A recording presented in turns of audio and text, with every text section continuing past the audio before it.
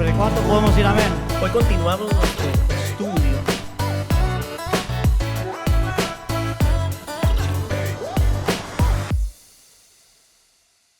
Continuamos, como les dije, nuestro estudio. La semana pasada nosotros vimos que los falsos maestros de Colosas mezclaban elementos del misticismo, del legalismo y también elementos del ascetismo.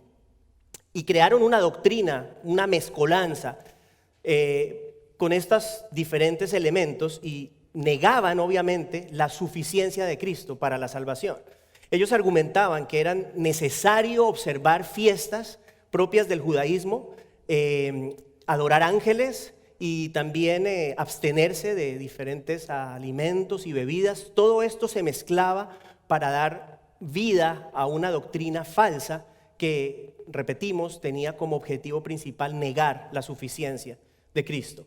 Pablo refuta estas ideas, como lo vimos la semana pasada, diciendo, bueno, todo esto se ve muy bien, tiene mucha apariencia de religiosidad, pero no tiene ningún efecto contra los apetitos de la carne. ¿Recuerdan? Fue lo que vimos la semana pasada. Básicamente lo que Pablo está diciendo es, estas cosas no transforman el corazón, no santifican.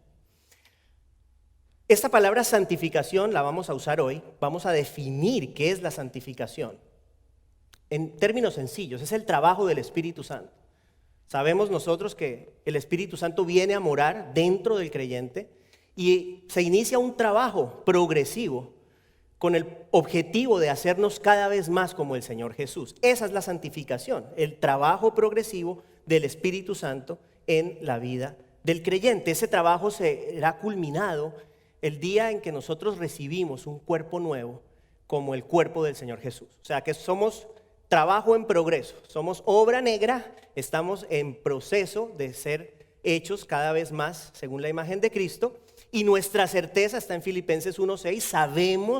Sabemos, tenemos la convicción de que el que comenzó esa obra en nosotros la va a perfeccionar, la va a terminar en el día de Jesucristo.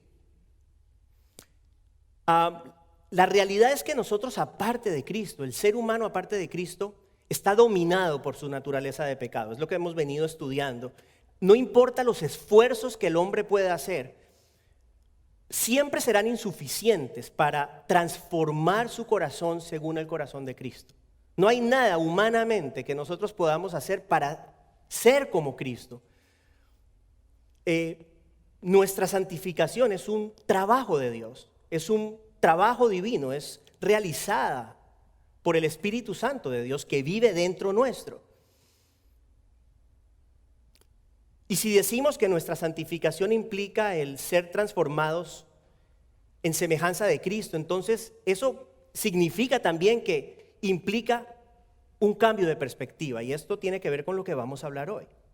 Parte de nuestra transformación es tener un cambio de perspectiva para que podamos ver el mundo, para que podamos ver nuestra vida dentro del mundo y para que podamos apreciar la eternidad a través de la perspectiva de Cristo.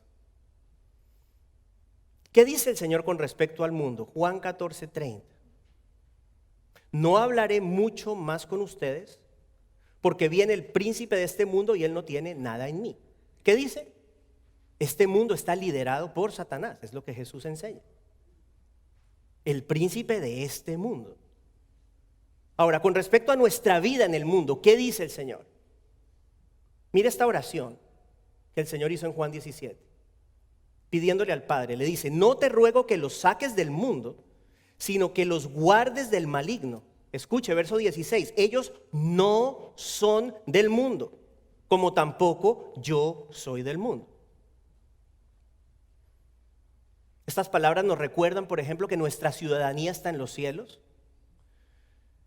y que en la casa del Padre hay muchas moradas. ¿Recuerdan? El Señor Jesús dijo, voy a preparar un lugar para ustedes porque en la casa de mi Padre hay muchas moradas. Nuestra ciudadanía está allá, no está acá. Nosotros vivimos en el mundo, pero nosotros no somos del mundo. Es lo que la Biblia enseña. Con respecto a la eternidad, ¿qué dice el Señor Jesús? Hay mucho por decir, pero voy a citar por cuestiones de tiempo solamente una escritura, Mateo 6, versos 19 al 20. Es muy importante esa escritura porque va a conectar con lo que vamos a hablar hoy. Mire lo que dice. No acumulen para sí tesoros en la tierra, palabras de Jesús. No acumulen para sí tesoros en la tierra, donde la polilla y el óxido destruyen y donde los ladrones se meten a robar.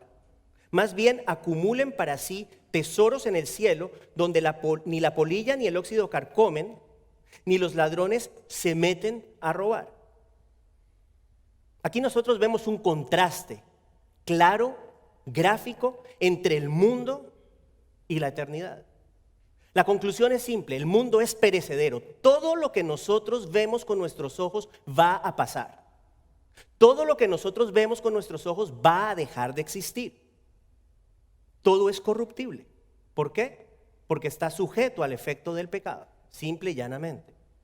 La eternidad es todo lo contrario, es perfecta, es incorruptible, es pura, es perfecta, ya lo dijimos.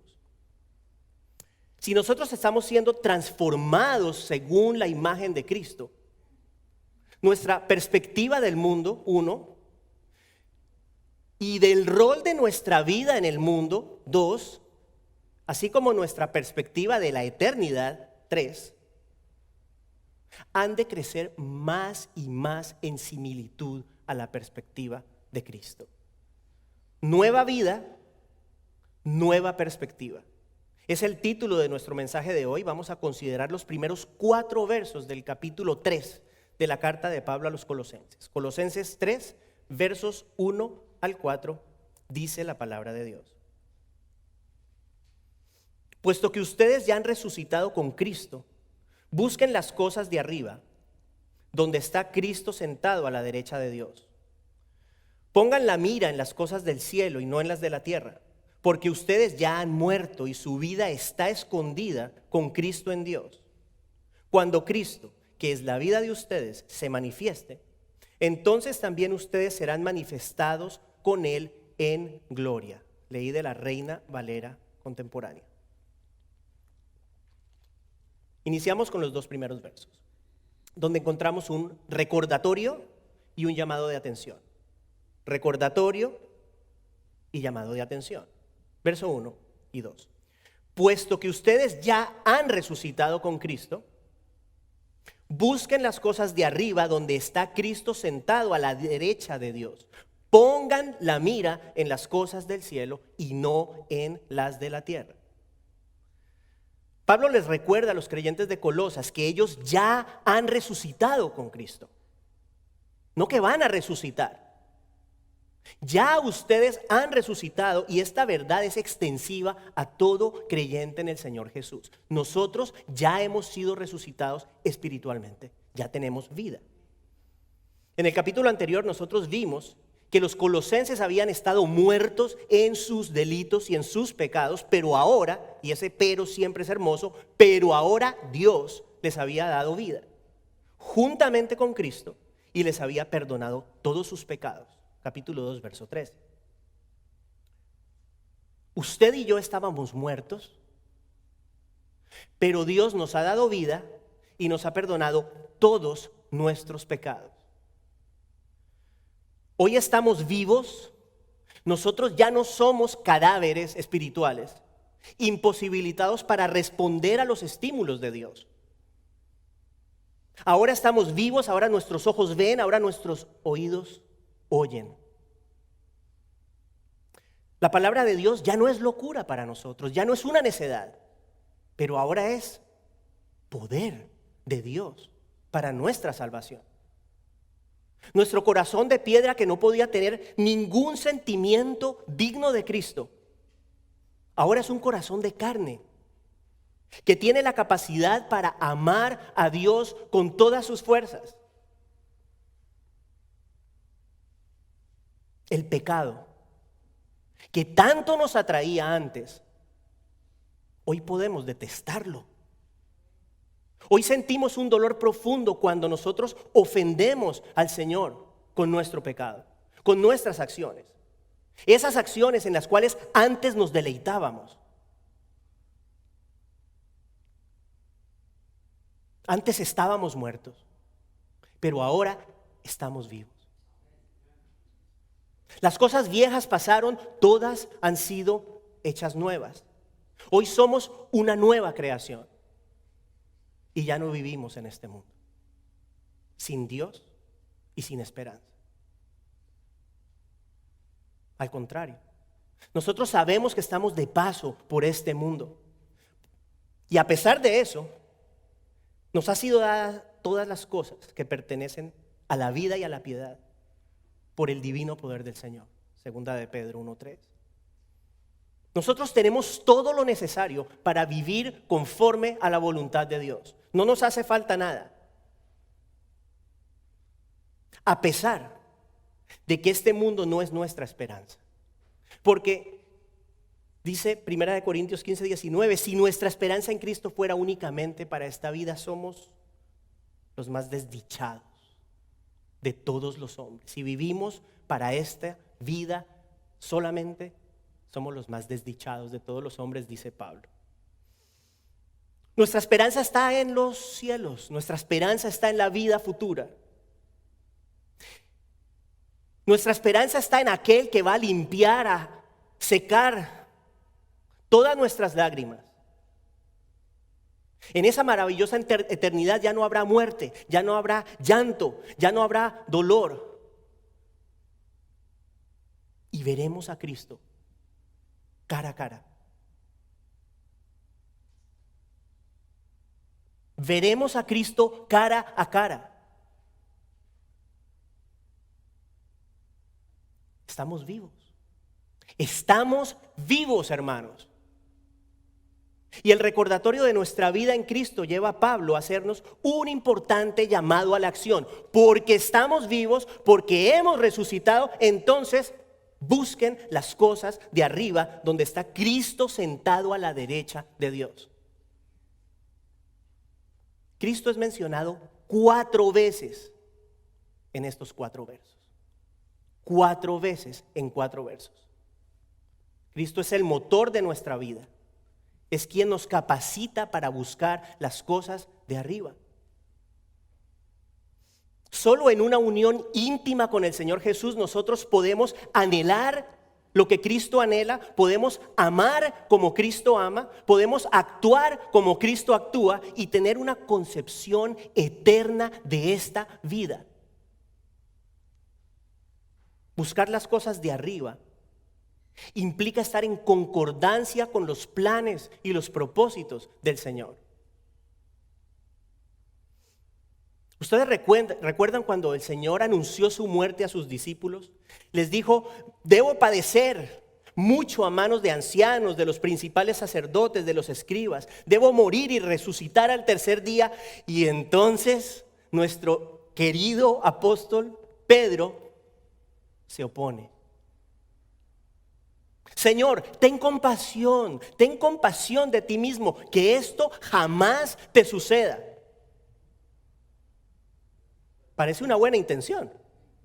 Pedro estaba realmente preocupado por Cristo. Pero en realidad Pedro no estaba buscando las cosas de arriba. Y el Señor se lo hace saber de una manera contundente. Aléjate de mi vista, Satanás. Me eres un tropiezo. Tú no piensas en las cosas de Dios, sino en cuestiones humanas. Ahí está. El propio apóstol Pedro estaba buscando las cosas de esta vida y no estaba mirando más allá. Básicamente, ¿qué le dijo? Tú no piensas en las cosas del cielo, sino en las de la tierra. Escuche, estás más preocupado, Pedro, por la naturaleza pasajera de mi sufrimiento que por el efecto eterno de mi sacrificio. Wow. Estás más preocupado, lo voy a volver a decir, por la naturaleza pasajera de mi sufrimiento que por el efecto eterno de mi sacrificio. En otras palabras, estás valorando lo pasajero por encima de lo eterno. Eso es lo que estás haciendo, Pedro. Ahora bien, en Filipenses 2 vemos el caso completamente opuesto. Pablo le dice a los filipenses que él espera poder enviarles a Timoteo, su aprendiz. Y en el verso versos 21 y 22 vemos la razón de este deseo. Escuche, dice Pablo: pues a nadie más tengo del mismo sentir y que esté sinceramente interesado en el bienestar de ustedes. Escuche, porque todos buscan sus propios intereses, no los de Cristo Jesús. Básicamente está diciendo: no tengo a quién más mandar, porque todos andan buscando sus propios intereses, no piensan en los intereses de Cristo. Buscar las cosas de arriba implica tener los mismos intereses del Señor Jesús. Regresamos al pasaje. Vamos a mirar la palabra busquen en ese primer verso. Busquen. Esa palabra tiene la connotación de una acción continua, de una búsqueda perseverante, de una búsqueda constante, de una búsqueda permanente. Busquen las cosas de arriba. Está diciendo: permanezcan buscando las cosas de arriba. Búsquenla con consistencia. Estamos llamados a perseverar en la búsqueda de todo aquello que Cristo valora. Por ejemplo, la santidad, el amor al prójimo, la paciencia, el gozo, la lealtad, la integridad. Son solo ejemplos. Tantas cosas que el Señor valora. Nosotros estamos llamados a valorarla. Estamos llamados también a evaluar nuestras actitudes. Escuche, esto es muy importante, ponga atención. Nuestras actitudes, nuestras ambiciones, nuestras motivaciones a la luz del corazón de Cristo. Póngame atención porque esto es importante. ¿Deseo lo que Cristo desea? ¿Están mis motivaciones conectadas a la gloria de Cristo? Eso es importantísimo. ¿Por qué? Lo que hago, lo hago para traer gloria ¿a quién? ¿A mí o a Él? ¿Por qué hago lo que hago? ¿Por qué hace usted lo que hace? ¿Qué lo motiva? ¿Actúo de forma tal que represento el carácter de Cristo con mis acciones? ¿Soy realmente un embajador de Cristo? Todas estas cosas es parte de buscar las cosas de arriba. Pablo llama al creyente a buscar, luego dice, las cosas de arriba, y dice: donde está Cristo sentado a la derecha de Dios. Parte de nuestro texto. ¿Qué significa esto? Es una alusión a la posición de autoridad, a la posición de honor, a la posición de privilegio que tiene el Señor Jesús. Es una muestra de la exaltación de Cristo. Recuerde, Filipenses 2, Cristo se humilló hasta la muerte y entonces el Padre lo exaltó. Cristo es preeminente sobre los ángeles, y esto es importante en el contexto de este pasaje, porque para los colosenses los ángeles eran muy especiales, pues los consideraban, recuerden, mediadores entre los hombres y Dios. La realidad es que ningún ángel se sienta a la diestra de Dios. Ningún ángel tiene la posición de autoridad y la exaltación que solo le corresponde a Cristo. Hebreos 1, verso 13. Pero ¿a cuál de los ángeles jamás ha dicho Dios: siéntate a mi diestra hasta que ponga a tus enemigos por estrado de tus pies? La respuesta es: a ninguno. A ninguno. Ahora bien, el autor de Hebreos aquí cita el Salmo 110. O sea que esta idea de que el Señor está sentado a la diestra del Padre viene desde 1000 años antes de que Pablo escribiese estas palabras. Ya las había escrito el rey David. Ya habíamos visto una referencia profética a la posición de autoridad de Cristo en exactamente esos mismos términos: sentado a la diestra del Padre. Siéntate a mi diestra hasta que ponga a tus enemigos por estrado de tus pies. Ahora bien, esta referencia a Cristo la vemos también en otros pasajes, no los voy a decir todos, pero Efesios 1:20, ese poder obró en Cristo cuando lo resucitó de entre los muertos y lo sentó a su diestra en los lugares celestiales. Hechos 5:31, a él Dios lo exaltó a su diestra como príncipe y salvador, para dar arrepentimiento a Israel y perdón de pecados. Lucas 22:69. Pero de ahora en adelante el Hijo del Hombre estará sentado a la diestra del poder de Dios. El Hijo del Hombre, Jesucristo, nadie más. En nuestro pasaje de estudio en Colosenses, el apóstol Pablo emplea esta frase nuevamente para argumentar a favor de la suficiencia de Cristo. Nuevamente les está diciendo, Cristo es el único mediador. Cristo es superior a los ángeles. Todo lo que hemos visto tenemos que entenderlo sobre esa idea, esa línea de pensamiento. Vamos al segundo verso, que es similar. Están contenidas estas verdades que ya vimos en el primer verso. Dice, pongan la mira en las cosas del cielo y no en las de la tierra. Ahora bien, hay dos cosas que podemos resaltar en el segundo verso.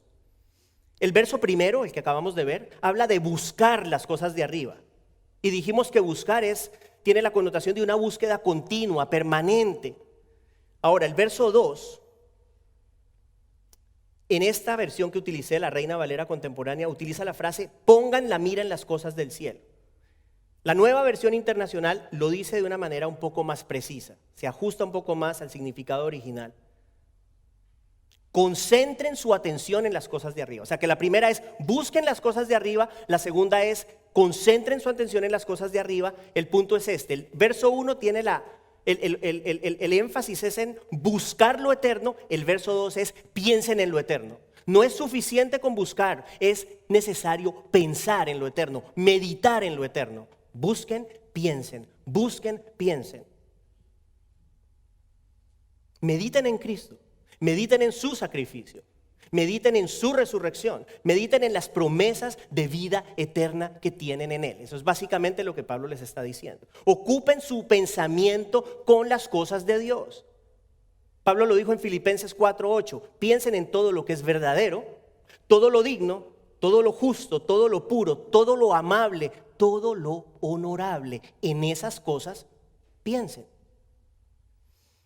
Romanos 8:5. Mire lo que dice Pablo. Porque los que viven conforme a la carne ponen la mente en las cosas de la carne, pero los que viven conforme al Espíritu en las cosas del Espíritu.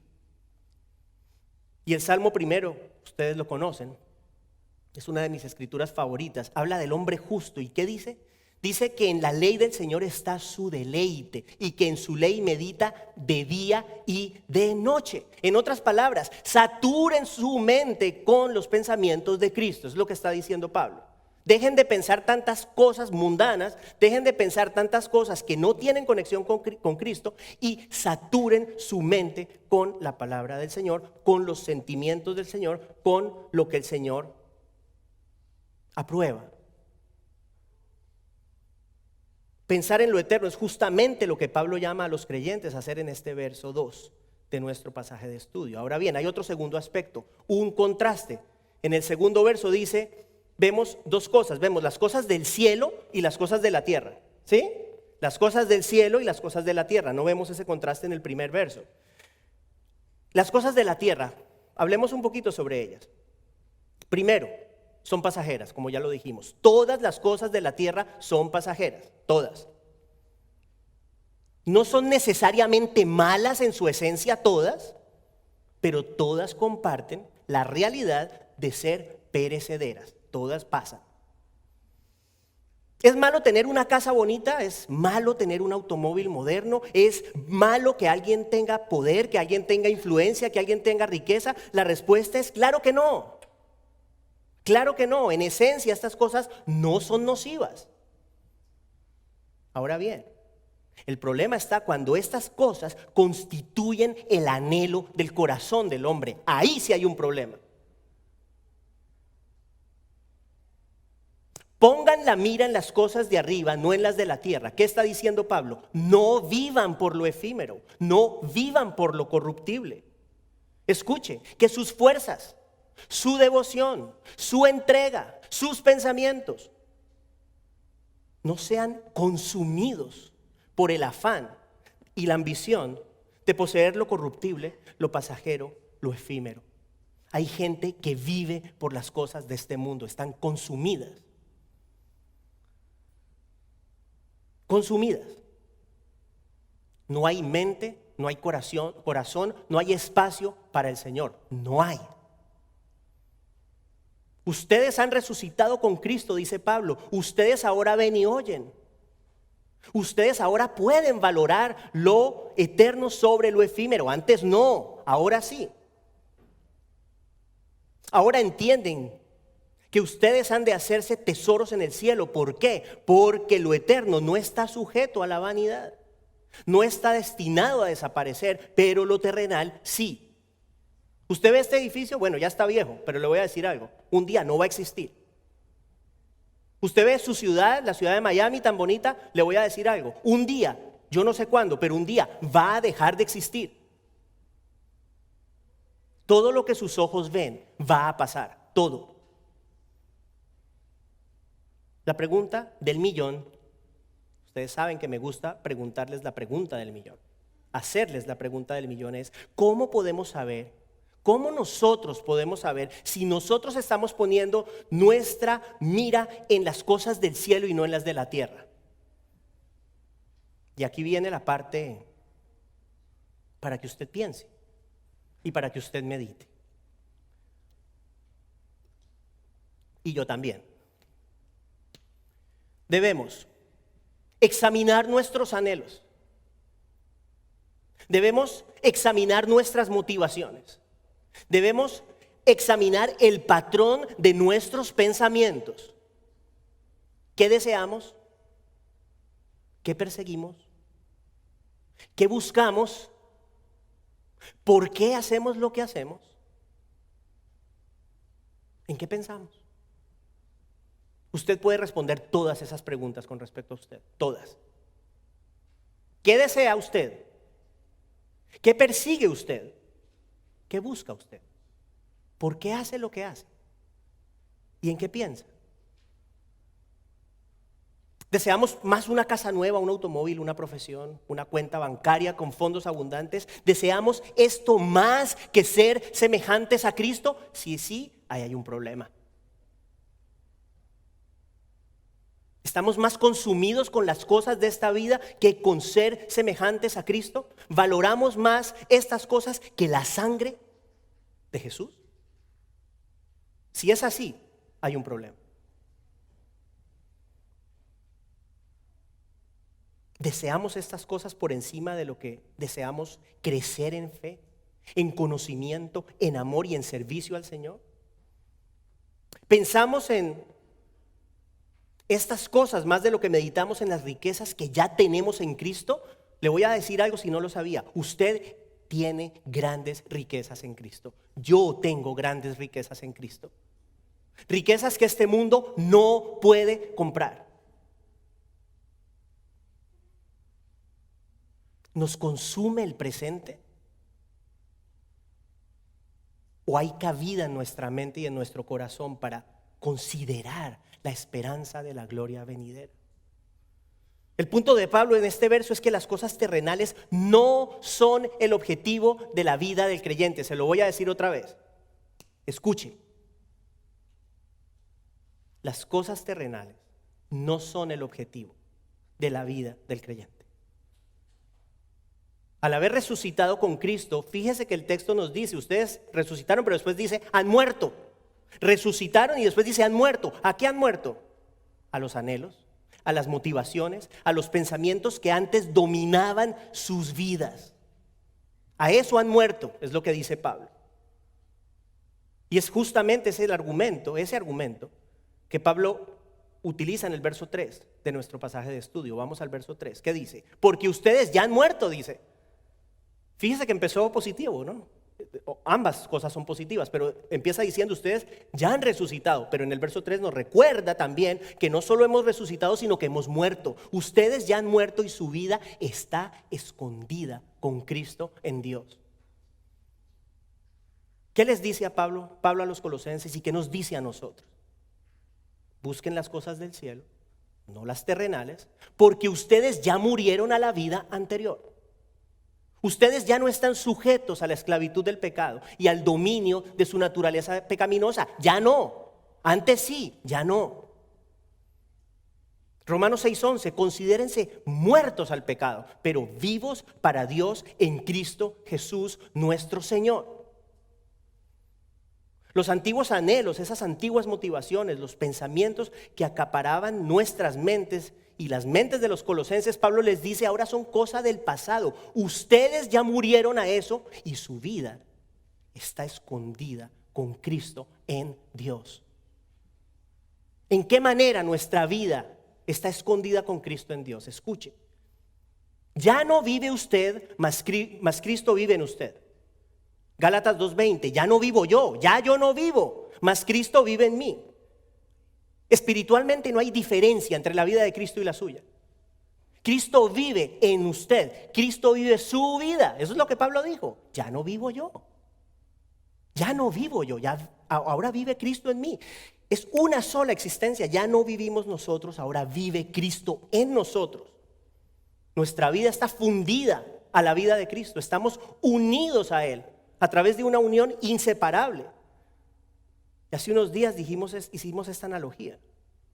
Es como que el corazón de Cristo late en nosotros y la sangre de Cristo fluye en nuestras venas. No podemos diferenciar. La vida de Cristo es nuestra vida y nuestra vida es la vida de Cristo. Está escondida. Está escondida nuestra vida en Cristo.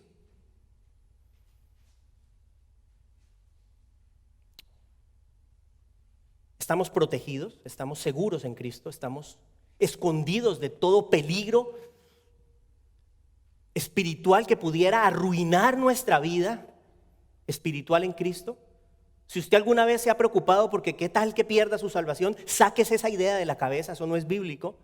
Si usted es una persona cristiana, su vida está escondida en Cristo. Está guardada, está segura. Ahora bien, nuestra vida está escondida con Cristo en Dios en otro sentido también. Y esto es muy interesante, escuche. La gloria de Cristo no ha sido plenamente revelada, ¿estamos de acuerdo? No hemos visto nosotros al Cristo glorificado, todavía no. No lo podemos ver, de hecho. Todavía no. Escuche, nuestra propia gloria tampoco ha sido revelada.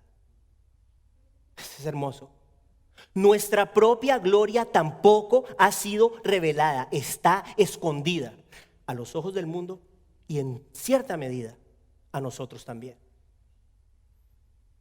La consumación de nuestra gloria es futura y está reservada para ese día que va a llegar en cuando ustedes y yo vamos a recibir un cuerpo nuevo en semejanza, como ya dijimos, al cuerpo del Señor Jesús. Entonces ese día, escuche, ese día usted va a ver realmente quién es usted en Cristo. Todavía no lo ve del todo. Todavía yo no lo veo del todo. Pero va a llegar un momento en el cual vamos a ver la magnitud del trabajo del Espíritu Santo en nosotros. Porque ahorita decimos, sí, el Espíritu Santo vive dentro de mí, ay, aleluya, gracias. La magnitud del trabajo, el hecho de saber, escuche, yo no sé si usted alguna vez ha pensado en esto, pero la Biblia dice que Dios vive en nosotros a través del Espíritu Santo. Y también dice, el que no tiene el Espíritu de Cristo no es de Él. ¿Qué significa? Cristo, la divinidad, vive dentro de nosotros. No cabe en esta mente, no cabe en esta mente que el que creó absolutamente todo lo que vemos, viva en nosotros. Lo sabemos, lo escuchamos, no lo podemos comprender, no podemos comprender la magnitud, pero un día sí la vamos a comprender. Cuando llegue ese momento en el cual vamos a ver esa consumación plena de todo lo que el Señor hizo por nosotros en esa cruz. Si usted cree ahorita que usted valora lo que el Señor hizo, espérese, porque no hemos visto todavía todo. Apocalipsis 26 es una ventana con vista a esa consumación del trabajo de Dios en nuestra vida. Escuche lo que dice el apóstol Juan. Bienaventurado y santo es el que tiene parte en la primera resurrección. La muerte segunda no tiene poder sobre estos. Escuche, sino que serán sacerdotes de Dios y de Cristo y reinarán con Él por 1000 años. Vamos a reinar con Cristo. Reinar. Por favor. Vamos a poder verle, ver su rostro y reinar junto a Él en este planeta antes de que venga el cielo nuevo y la tierra nueva. Nuestra verdadera realidad, nuestra verdadera esencia todavía está escondida. No la vemos todavía por completo, pero la vamos a ver un día cuando seamos resucitados en gloria. Y esto nos lleva al verso final, verso 4. Cuando Cristo, que es la vida de ustedes, se manifieste, entonces también ustedes serán manifestados con Él en gloria. Lo que acabamos de hablar. Está muy relacionado a lo que acabamos de decir. Tiene que ver con la manifestación plena de Cristo en su segunda venida. Y con esa consumación del trabajo del Señor en nosotros. Es decir, nuestra glorificación.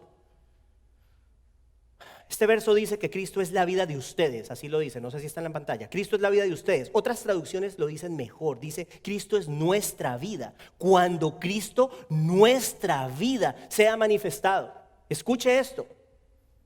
El Señor no solamente le da vida, sí, nos da vida, pero va mucho más allá. El Señor es la vida. No solamente es el dador de la vida, pero Él es la vida. Juan 11:25, yo soy la resurrección y la vida. Juan 14:6, yo soy el camino, la verdad y la vida. Cuando Cristo, que es nuestra vida, sea manifestado, nosotros seremos manifestados con Él en gloria. Lo dijimos la semana pasada. El Señor regresará en gloria a juzgar a la humanidad. Lo dijimos, no como un bebé, no como un bebé. Aquí hay que limpiarle el pañal. Aquí hay que darle leche. Aquí hay que cuidar. Qué humillación la del Señor. ¿Ah? Pero vendrá en gloria. Va a volver en gloria como el Rey eterno y soberano. Y cuando eso suceda, escuche, nuestra gloria será revelada. Ese día la vamos a ver. Y nos daremos cuenta que esto no es nada. No estoy diciendo que no sea valioso lo que tenemos hoy, pero no es nada comparado con la manifestación plena de lo que viene. Escuche lo que escribe el apóstol Juan en 1 de Juan 3:2, ya casi terminamos. Amados, ahora somos hijos de Dios y aún no se ha manifestado lo que habremos de ser, es lo que estamos hablando. Pero sabemos que cuando Cristo se manifieste, escuche, seremos semejantes a Él porque lo veremos como Él es. Yo no me estoy inventando esto. Seremos como Él es. Y lo veremos tal como es Él. Vamos a ver la gloria de Cristo a plenitud. Seremos semejantes a Él. La Biblia dice que en ese cielo nuevo y tierra nueva no va a haber necesidad de sol, porque Cristo es su lumbrera. Y nosotros vamos a poder ver a ese Cristo cara a cara.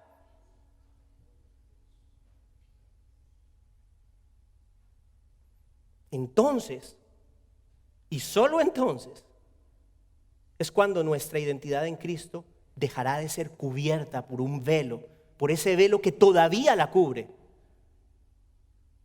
Será quitado ese velo y todo lo que nosotros somos en Cristo será revelado y será evidente a nosotros y al resto del mundo.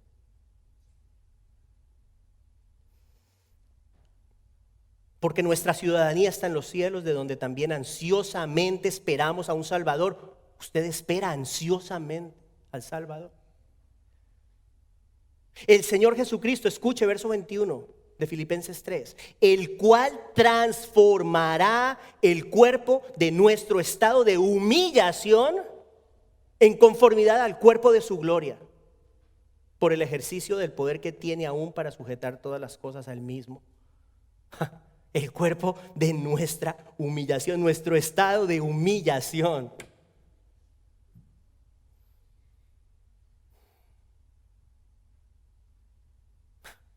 Esta vida es pasajera.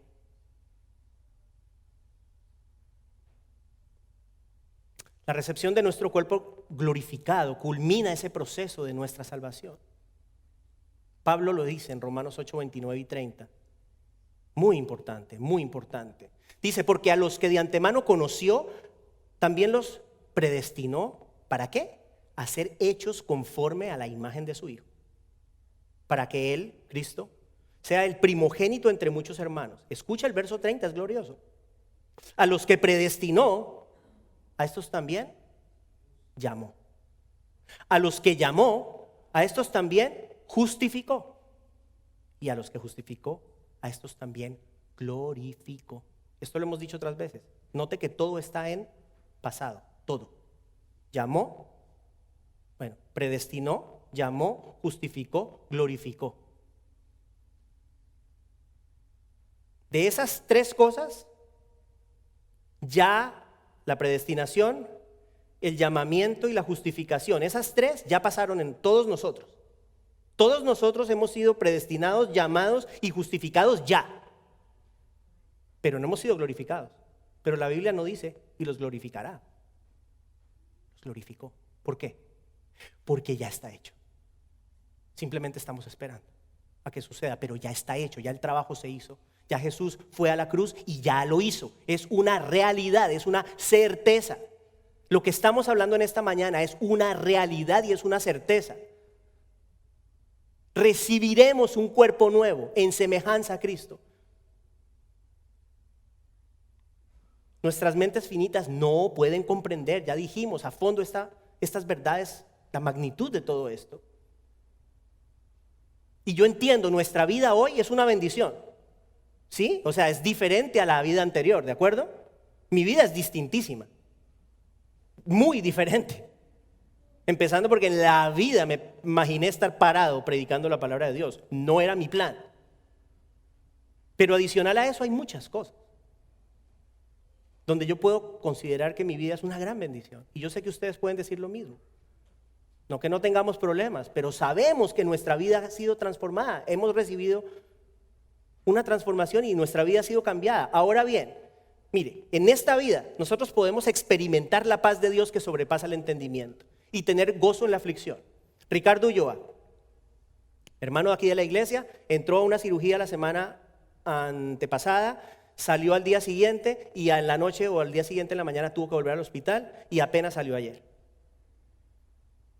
No se lo esperaba, no era la idea, pero cada vez que hablé con él, me decía, las oraciones de los hermanos nos sostienen y tenemos paz y tenemos gozo. Esa es la paz de Dios que sobrepasa el entendimiento. No hay muchas razones para estar gozoso en una cama de hospital. Pero ese es el tipo de gozo que el Señor da. Ok, experimentamos esas cosas. Nosotros podemos decir, todo lo puedo en Cristo que me fortalece. Es cierto. Paréntesis de los versos más mal empleados. ¿Ok? Pero sí, podemos decir, todo lo puedo en Cristo que me fortalece. ¿Por qué? Pues porque podemos afrontar cualquier adversidad sabiendo que el Señor nos sostiene. Nosotros podemos decir, como dijimos ahora, nuestra ciudadanía está en los cielos. Lo podemos decir, claro que sí.